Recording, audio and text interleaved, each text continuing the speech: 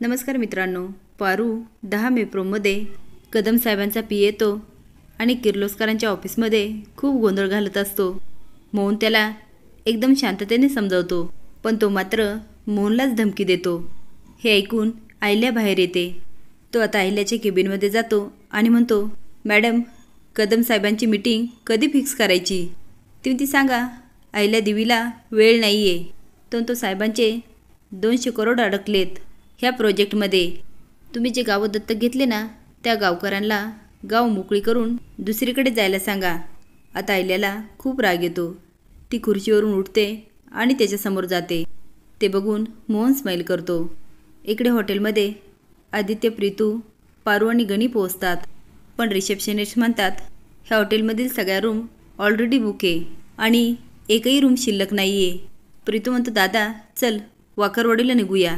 Manager म्हणतो, 1 minute, तुम्ही वाकरवाडी म्हणालात का? आदित्य म्हणतो, हो का, काय झालं? तो प्लीज तिकडे इतक्या रात्रीचं जाऊ नका. आता मात्र आदित्यबरोबर पारू आणि गणी पण घाबरतात. अहिल्याला समोर बघून तो पी ए म्हणतो, का तुम्ही पण घाबरलात ना? नाही म्हणजे आमच्या साहेबांचा दरारच तसा आहे. चांगल्या चांगल्याला घाम फुटतो. म्हणजे चला आता तुम्ही आम्हाला गाव मोकळी करून देणार. आता अहिल्या मागे पुढे काही बघत नाही आणि त्याच्या एक कानाखाली देते. हे बघून मोहनला हसायला येतं, कारण त्याला पहिलेच कळलेलं असतं की वहिनी खुर्चीवरून का उठल्या.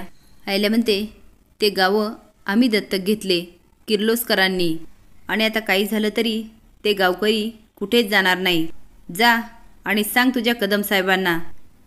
तो मॅडम, हा पंगा तुम्हाला खूप महागात पडेल. अहिल्या म्हणते, असल्या धमक्यांना किर्लोस्कर भीक नाही घालत. आता त्याचा चांगलाच माजू उतरतो आणि तो निघून जातो. आता हे गाव प्रकरण काय आहे हे बघण्यासाठी लाईक आणि सबस्क्राईब करा. धन्यवाद.